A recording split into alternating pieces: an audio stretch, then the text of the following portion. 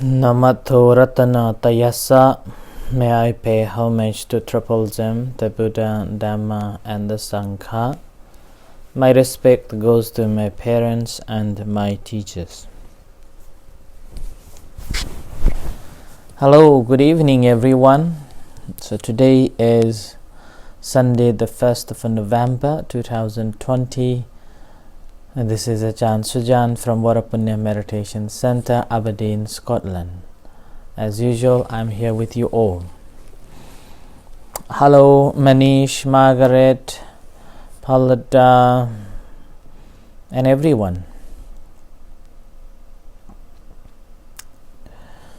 So today, again, I am going to continue from a previous talk last night, in which I elaborated on the consciousness section on the basis of this discourse, dependent origination.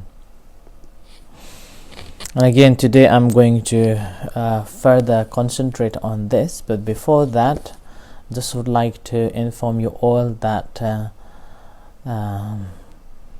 as I read the news, England is going for another nationwide lockdown, and possibly it will extend to Scotland as well. And in Scotland as there are some of our members got the coronavirus, and some of them are again, even have to be in a hospital, not just a quarantine. So it just need to be more cautious and need to be very careful this time. So whenever coming to the center, I would always urge you to make sure that you wash your hands and any possibility of social distances, and wear the masks. It's a sad news, but what we can do, it's just the uncertainty that we have to face. And this uncertainty is again basically, it's like according to the Buddha's instructions, would be like a celestial divine messenger that to remind us that our life is fragile and it can end at any time. And in this moment, when there is a discussion with the King Pasenti at that time, when the Buddha asked that what would you do when the sky-high mountain from four directions is crushing along the way to you and leaving no one. And then the King Pasenti said that nothing can be done apart from doing good things. And there's four things that is coming from four directions are the old age, sickness, death, which we cannot avoid. And this coronavirus now is like a messenger, or as also like a mountain high, crushing everything on the way towards us.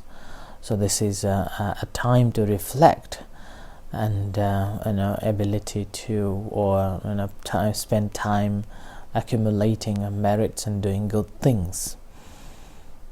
And this is all what we can think of at this moment, nothing more than that. Okay, so on this uncertain time, although this we know that is very uncertain, but again, it shouldn't be too much stressed, but live life happily. And this morning, when I was informed that most of the restaurants are fully booked, and this is not by the youngsters, but by over 50s or 60s, and I felt like that, okay, they know the value of it, and they are keeping social distance and enjoying the life that they have. So, but anyhow, just make sure that you keep safe yourself, and always be mindful of what you do. So this is what needs to be done. Other things we cannot do. There is no vaccine, so just be mindful, and whatever you do, just be mindful of that too.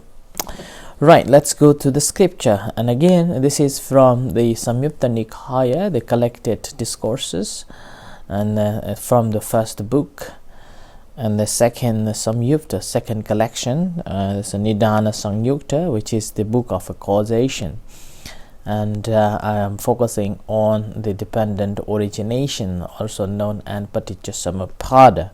And so far, it's been a week. I've been focusing on that and talking on this topic. Yesterday I spoke on the vinnana, the consciousness, in the form of what the Buddha said, that how the consciousness arises and what consciousness is about. So today I am going to read further, and this is, and what are the volitional formations? Now here we have to remember that in Paticca Samuppada, or the dependent origination, there are 12 factors that starts from birth. Starts from the ignorance. The traditional format is ignorance as the first one. The second one is volitional action, also known as willed act, the third one is a consciousness, and the fourth one is mind and a body, and then that after that follows the six senses. The six senses comes to contact, and then because of the contact there is a feelings, and because of the feeling we crave, and because of the craving and we cling on to it, because of the clinging then there is the existence, and because of the existence there is a birth, a decay, and a death. So like that. So it's a circle of these 12 factors, and within that 12 factors, from this discourse, Buddha was talking starting from aging and death. So it's a reverse version rather than the forward version. So that's why, and this is a formation, as a volitional formation. In a traditional way it would be like a second factor, but in here is like a second last. And what are the volitional actions? There are these three kinds of volitional formations: the bodily volitional formation, the verbal volitional formation, the mental volitional formation, and these are called the volitional formations. Now here, volitional formation, or simply formation, and every action that we take is a new formation, whether we act, whether we speak, or whether we think. And this brings the action that we perform. And this action, basically, we act in three ways. And number one, we will act in terms of the good way or wholesome way towards the accumulation of wholesome deeds. And the second is the unwholesome, basically going into the negative side here, performing the negative actions. Another time is just simply neutral, and acting without knowing, or acting without any volition there, intention is there. So that's why, according to the Buddha's teachings, every action is just an action, but whenever there is an intention put it in, or any action that is carried out with the intention of volition, then there is the result of it. So that's why karma itself is the volitional action. And every action that we take or we carried out, whether by body, whether by speaking, or whether by thinking with your intention, it is known as the volitional formation. So you are forming towards to something else. And because of the volition or intention that you have during or while you are acting, it has a result of it. Okay? So that's why this volitional action is known as the a previous cause. With this cause, then the rest of other things this follows.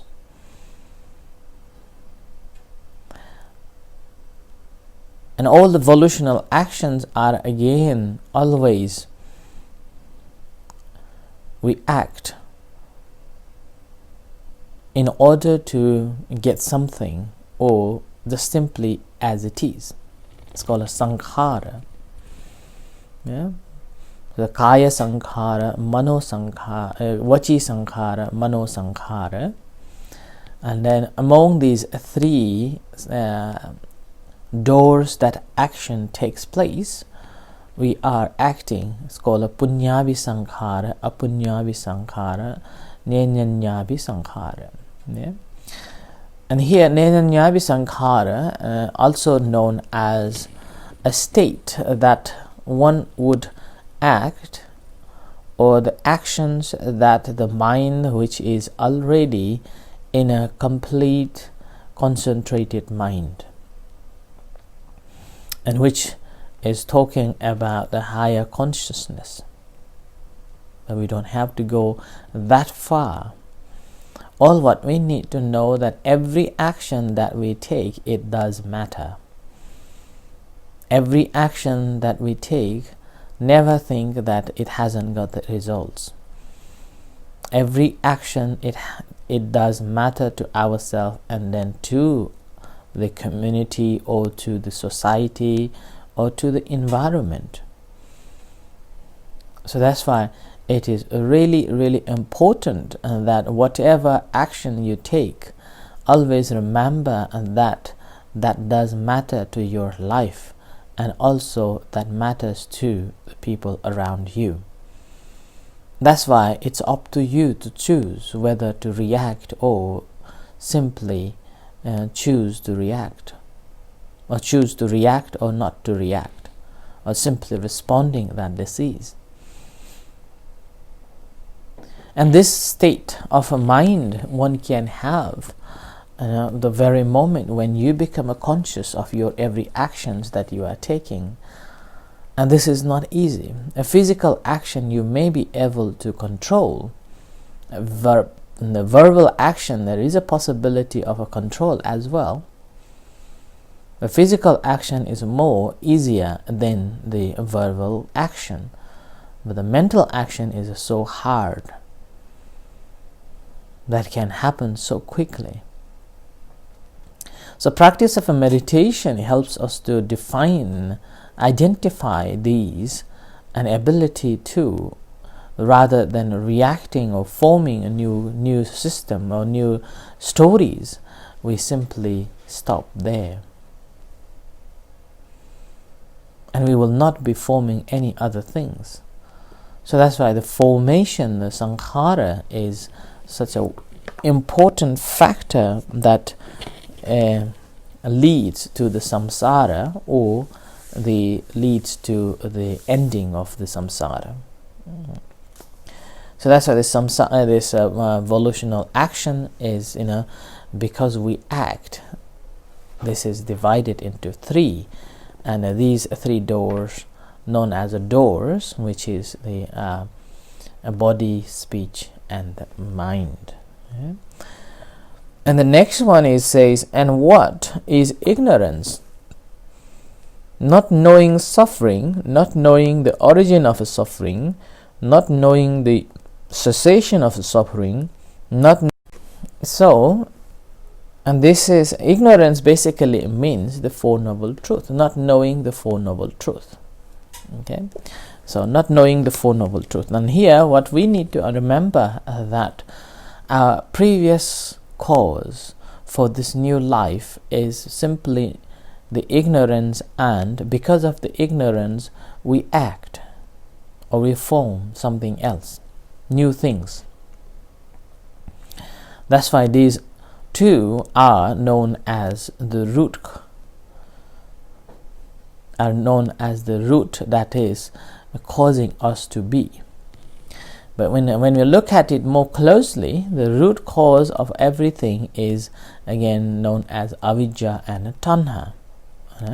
It's called two hetu, dui hetu, tanha and upada, tanha and avidya or tanha, known as the two roots of the whole system to reborn again or reform again. So they're here. The avidya is basically not knowing the Four Noble Truth, and the Four Noble Truth is again there is a suffering, and the origin of a suffering, and the cessation of a suffering, and not knowing leading towards the cessation of a suffering. And this is the fundamental teachings of the Buddha.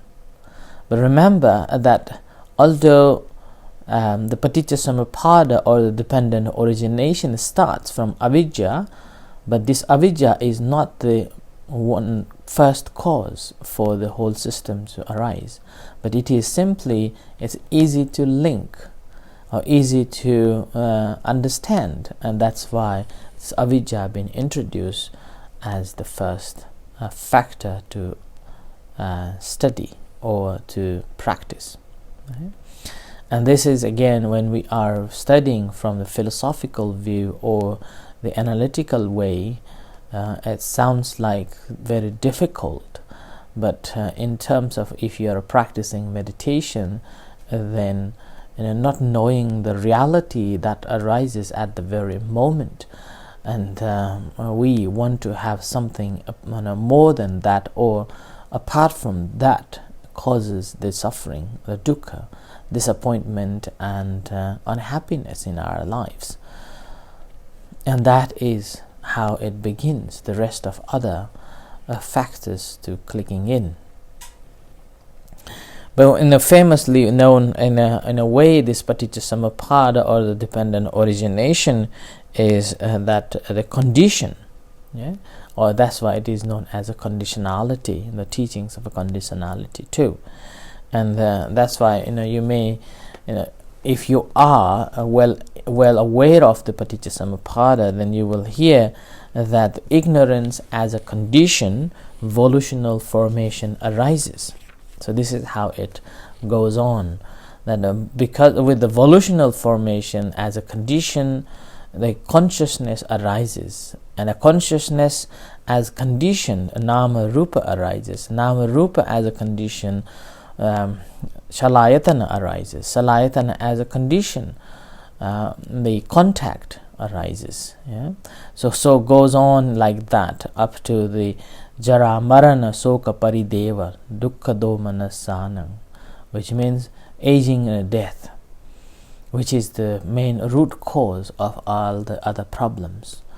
In a similar way, this is it's called the way of going in this form is called how the origin of the whole mass of the suffering arises.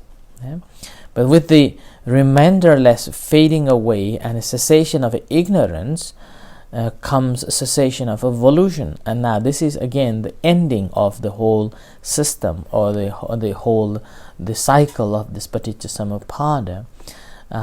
That's why I early on mentioned that although we start from the avidya, it is not the first cause and it is not the last. However, in the practice or in the study of the Buddhism, we see that avidya is much easier to grasp and understand.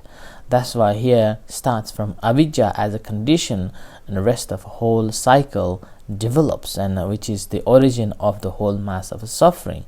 So similarly, in the cessation of ignorance, comes a cessation of a volitional formation, and with the cessation of a volitional formation, cessation of a consciousness follows. So with that, this is called Nirodhavara. Yeah?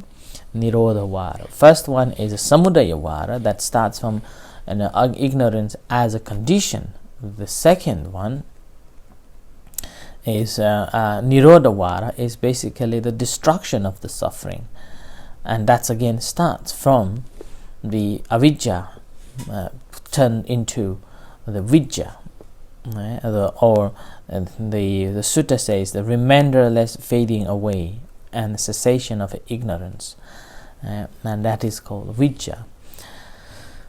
Vidya also the beginning of the right path, beginning of the right path, or beginning of walking onto the Eightfold Noble Path towards the liberation. In fact, this avidya is so good that if we really know that avidya, then that becomes the vidya. And when we have a right understanding of that avidya, then the rest of the whole system will just collapse. And the problem may arises that where do we understand this ignorance? How do we understand this ignorance? And here, in order to understand ignorance, my understanding and my experience tells me that do not try to theoretically prove it that this is or that. Do not try to bring the doctrines of the Buddha this or that to make it right or make it wrong. All what you need to do is to understand that all the sensations are impermanent. That's all you need to do. As in Phenupama Sutta, Buddha said that all this vedana is simply like a drop of a rainfall, a rainwater creating a bubble on the surface of the water. How long does it last? And that doesn't last long. And the very moment when we realize that our vedana, or the sensation or the feelings, are as impermanent, then that is in a way basically vidya.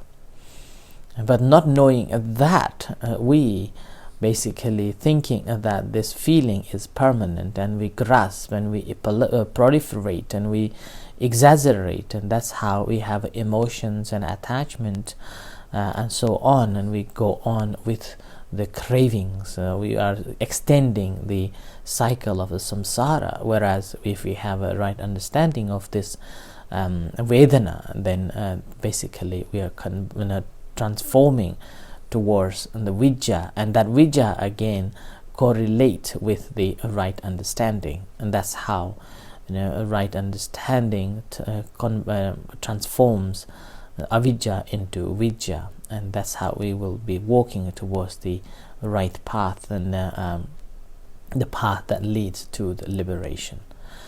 So this is the Paticcasamuppada, and I explained along with the sutta from the reverse, from aging and death towards the avidya. And if you have any questions on this or anything you want to ask, you are most welcome to do so. So I end here for tonight's talk and a reflection on the Paticcasamuppada.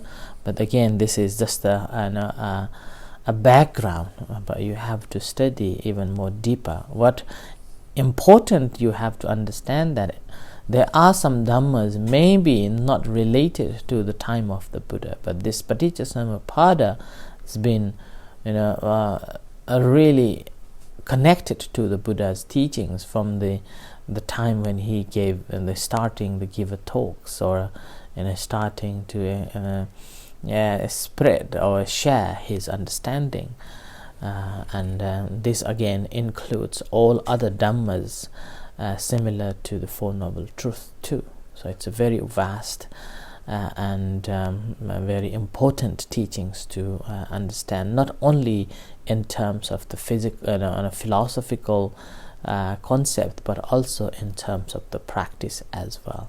Particularly in terms of the practice, if you have understood in a little bit, even just a little bit, about whether it is how our senses works, or whether it is how we come to contact with the world, or whether how this craving generates, or how feelings arises, all that is needed. And once you know this, then a whole Paticcasamuppada just unfolds to you, and you will be able to use in your day-to-day life to be happy and joyful.